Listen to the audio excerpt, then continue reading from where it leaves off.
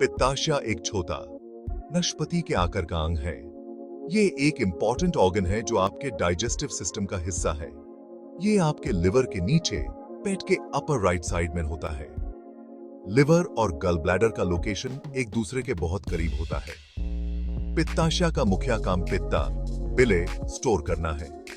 ये बिले को तब तक स्टोर करता है जब तक आपको उसकी जरूरत नहीं होती। पित्त एक तरल पदार्थ है जो आपका लिवर बनाता है। ये एक येलो ग्रीन लिक्विड होता है जो डाइजेशन में मदद करता है। पित्त आपको चर्बी फैट्स डाइजेस्ट करने में मदद करता है। ये फैट्स को छोटे छोटे टुकड़ों में तोड़ता है ताकि आपका बॉडी उन्हें इजीली एब्जॉर्ब कर सके। जब आप खाना खाते हैं तो आपका पित्ताशय पित्त रिलीज करता है। ये प्रोसेस आपके डाइजेस्टिव सिस्टम को एफिशिएंटली काम करने में मदद करता है। ये पित्त डक्ट्स नाम की ट्यूब्स के थ्रू आपकी छोटी आंत स्मॉल इंटेस्टाइन में जाता है। ये डक्ट्स एक नेटवर्क की तरह काम करते हैं।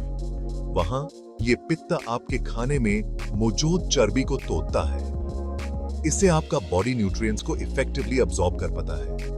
अगर ये पित्त सख्त हो जाए तो दिक्कत हो सकती है। ये सख्त पित्त गल ब्लैडर के अंदर या डक्ट्स में ब्लॉकेज क्रिएट कर सकता है। ये हार्डन डिपॉजिट्स को गॉलस्टोन्स कहते हैं। गॉलस्टोन्स का होना एक कॉमन प्रॉब्लम है जो कई लोगों को फेस करनी पड़ती है। गॉलस्टोन्स रेत के दाने जितने छोटे हो सकते हैं। ये छोटे गॉलस्टोन्स कभी कभी सिम्टम्स नहीं दिखाते। ये गोल्फ बॉल जितने बड़े भी हो सकते हैं। बड़ी गॉलस्टोन्स ज्यादा तकलीफ और कॉम्प्लिकेशंस क्रिएट कर सकती हैं।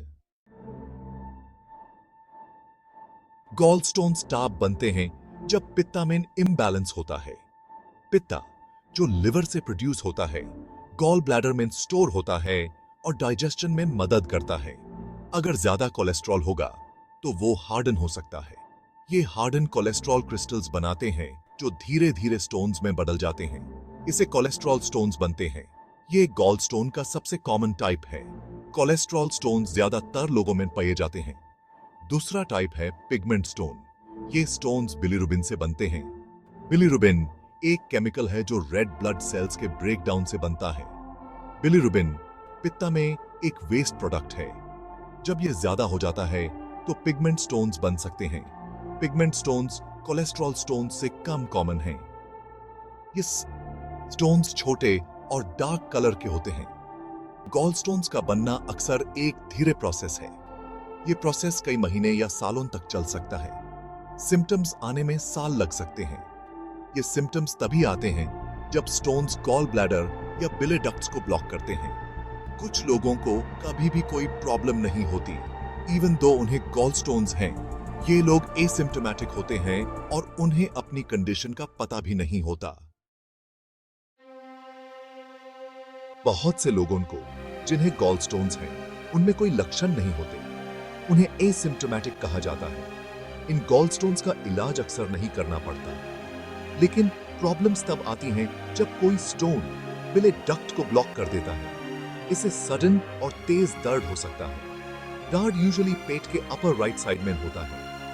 अन्य लक्षणों में उल्टी आना, nausea and vomiting, indigestion, fever और जॉन्डिस शामिल हो सकते हैं, जिसमें त्वचा और आंखें पीली हो जाती हैं।